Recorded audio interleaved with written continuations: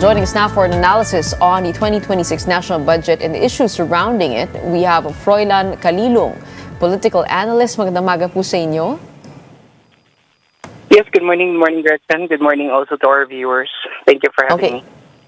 First, from what has been dubbed by the public as the most corrupt budget ever in 2025, we now have, according to Malacanang and the president, the cleanest budget ever.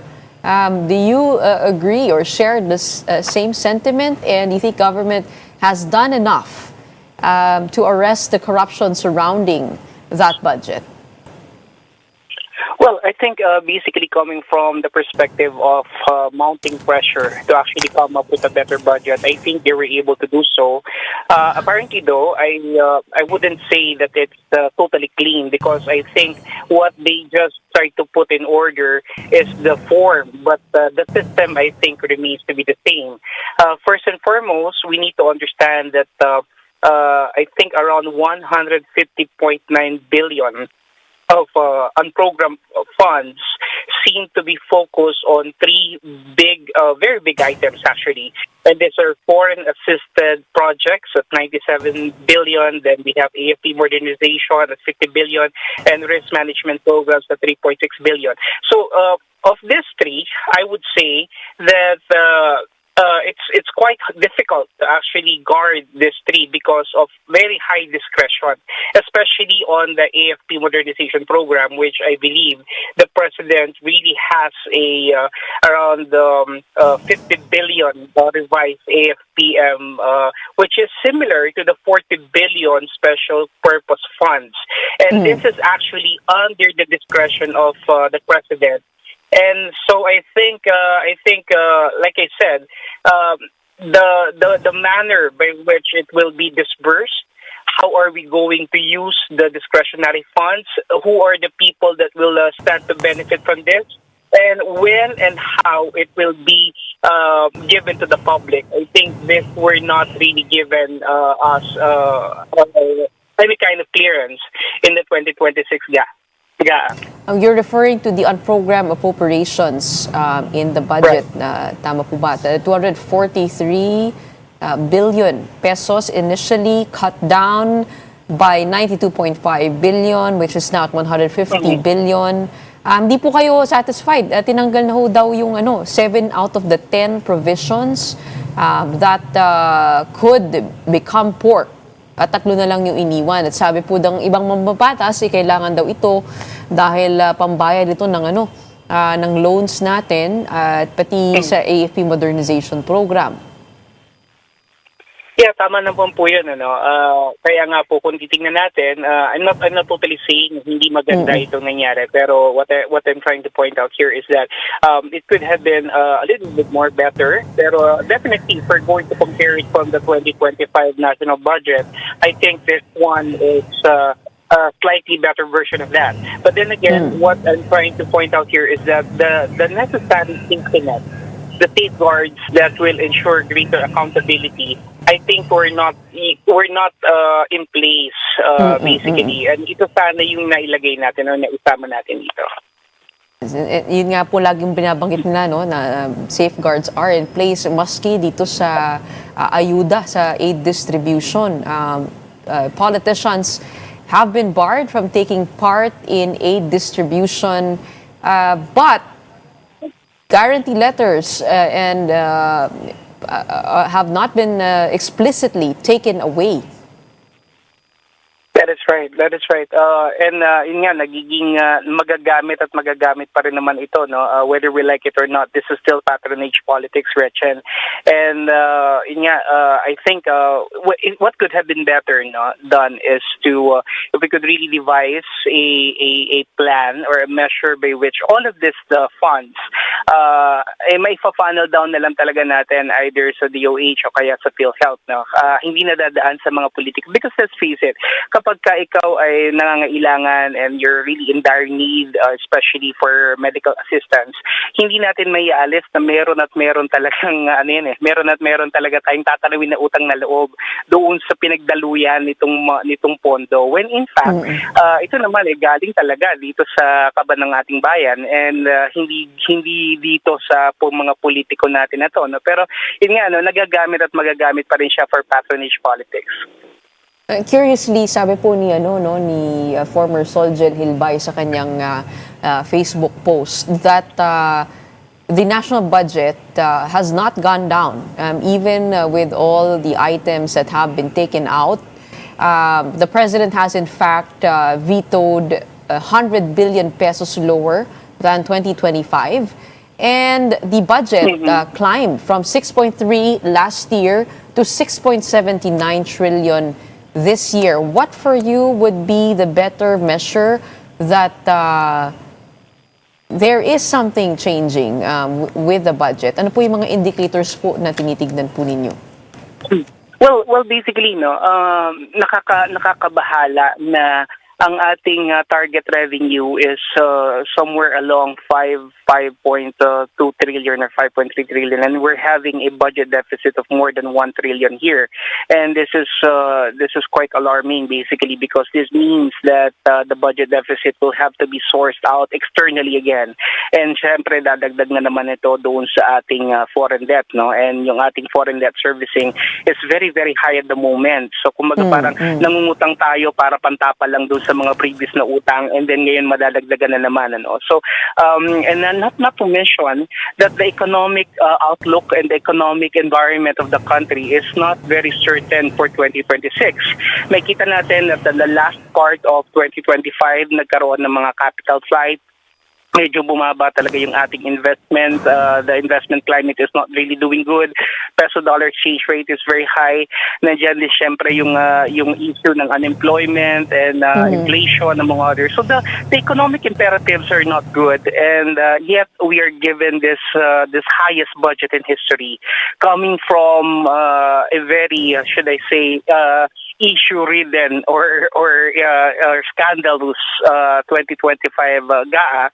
I think talagang kinakailangan natin itong mas lalong bantayan at tignan para magamit talaga siya ng mas maayos this time around. Well, you're right to point out the economy, because as we do know, nagkaroon po na epekto itong corruption scandal dun po sa investor confidence sa bansa. Do you think that will somehow be on an uptrend, investor confidence in the coming year with what government has done, and what reforms do you think could lead to economic growth? Well, basically, I think if we're going to look at this budget, I mean, I would like to focus muna on the budget, Gretchen. I think this budget has been a little bit more, responsive to the demands of the public. Number one, a bigger budget for education, a more stable budget for the health.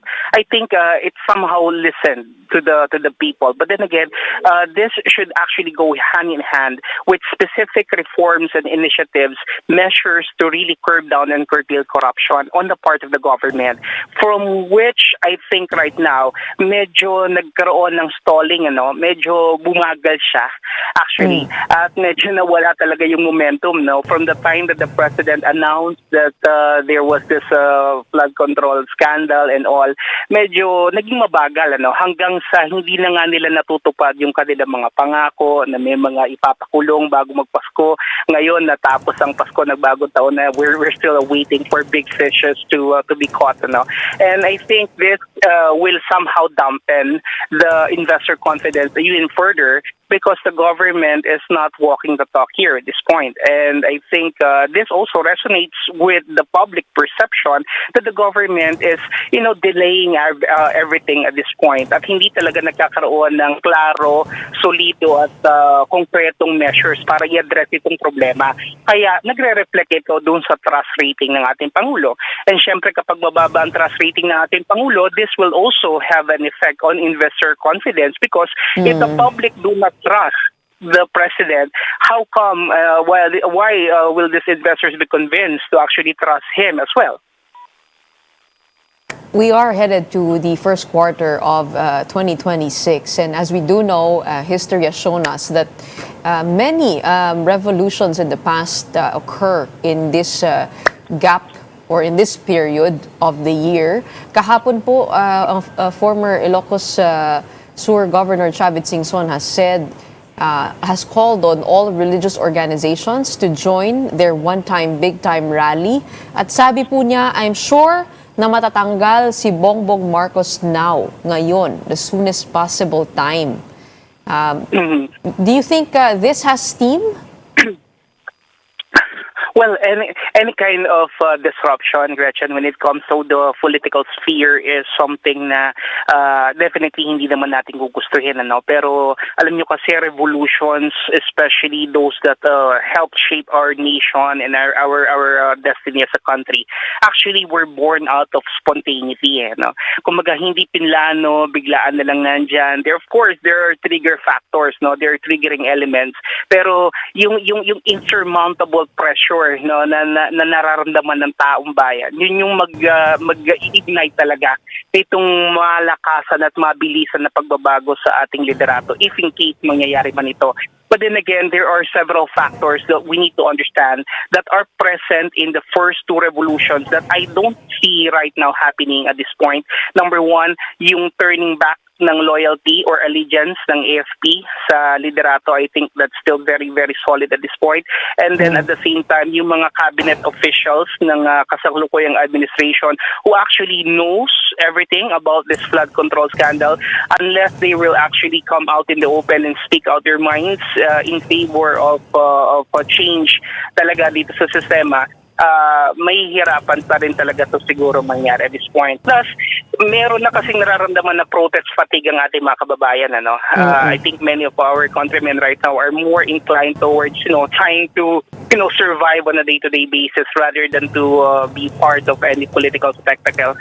Yun yung mga ilang factors. Pero we don't know. We don't know exactly how strong this possibility could be, especially nga that it was former Ilocos Sur governor who's actually calling for this.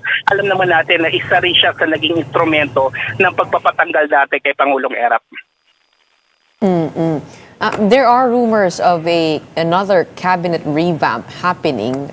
Would that help this administration start off the year? Well, that it could, but only on a certain level. At best, siyempre, titingnan natin dito kung sino-sino ba yung ilalagay doon at kung ano-ano ba yung kanilang magagawa. Pero I think that could actually, have been better, a move kung wala tayong ganitong iskandalo, Gretchen, na kinakaharap sa ngayon. Pero kasi ngayon, all eyes and ears of the public is really glued still on the flood control scandal and how the government will react to it. Na kung saan itong mga pagpapalit ng liderato, pagpapalit ng mga cabinet positions, para sa atin, parang mga para mga band-aid solutions lang to a bigger problem, which I think the government should really face head-on. Kasi if the public really knows that the government is doing something serious about this flood control scandal, I think kahit hindi na tayo magpalit-palit pa ng mga cabinet positions, I think mararanasan at maintindihan ng taong bayan kung ano ba talaga yung tinatakbong direksyon ng ating kasalukuyang gobyerno.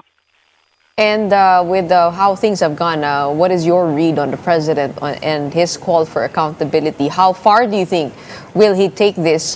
Kung titignan po natin yung ICI, nag-resign na po yung critical figures doon. Si Mayor Magalong, si dating DPWH Secretary Babe Singson, pati yung partner from SGV. What is the future of the ICI for you, and how could the president have a credible lead into the flood control scandal? Well, congratulations. I really firmly believe that the president should really be in control.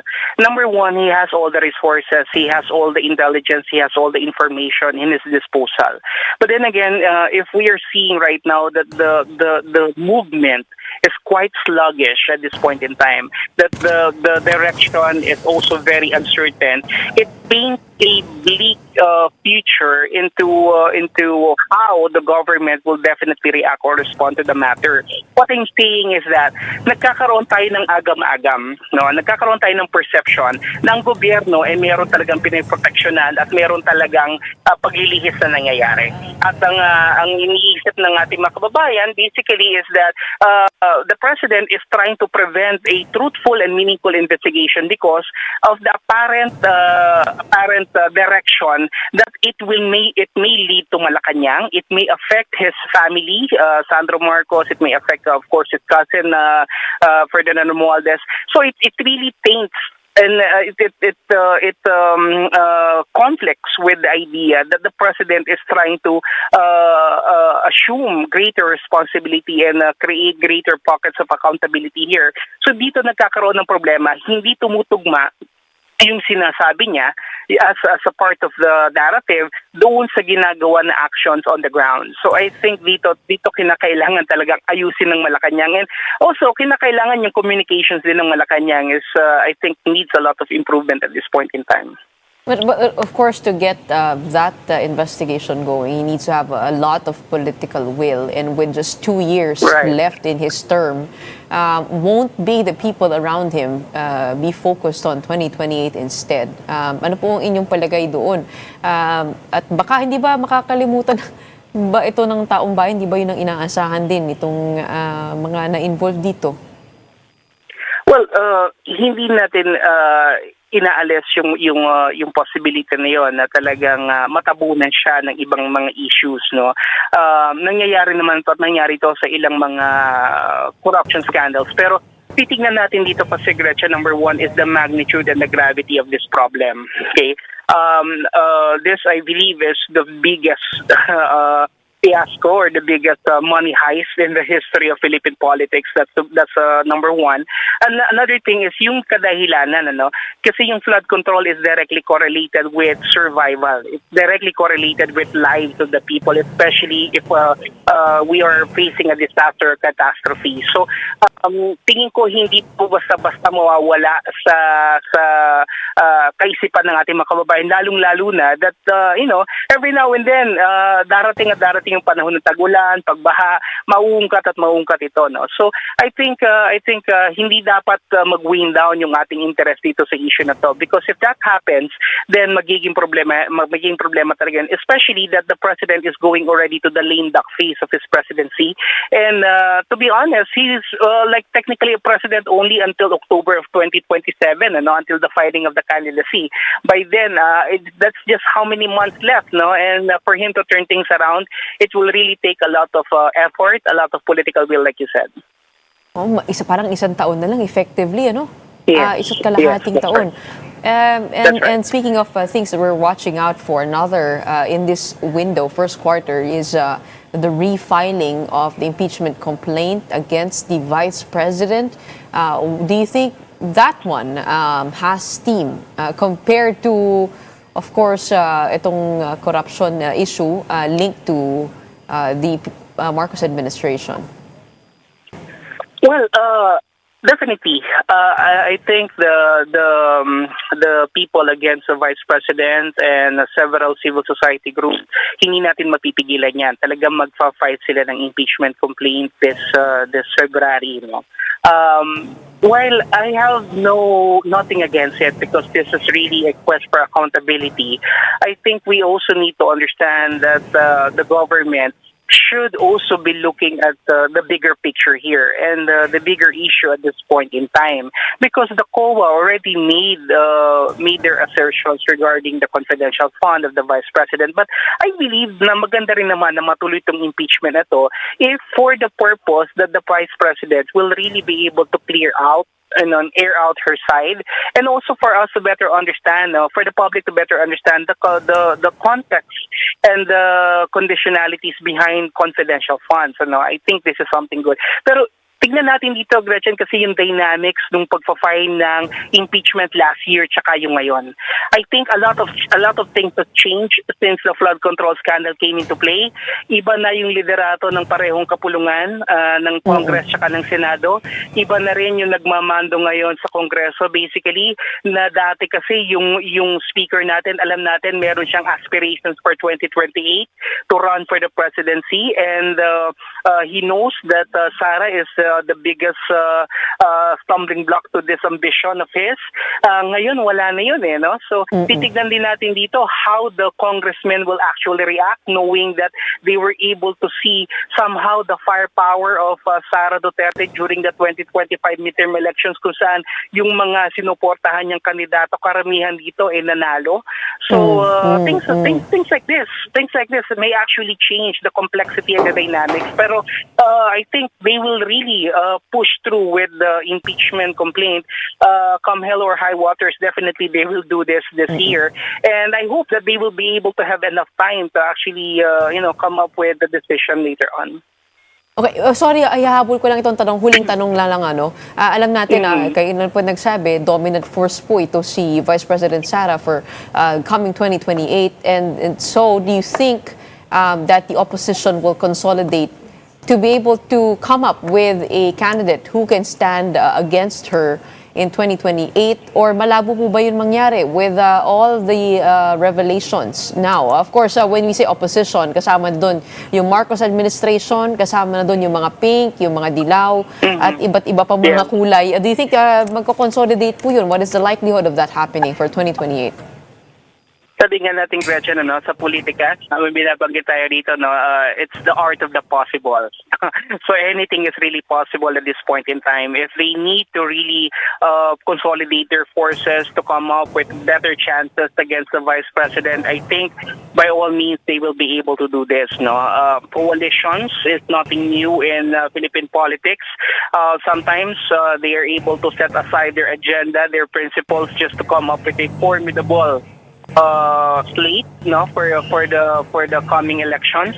But then again, the question here is that how will the public accept this, or how will this resonate to the public perception, especially when you have the liberals or the pinks or the dilawans going up against the Marcoses for a very long time, and then all of a sudden they're going to join forces just for the purpose of political reasons, just to topple down the vice president from eventually becoming president later on.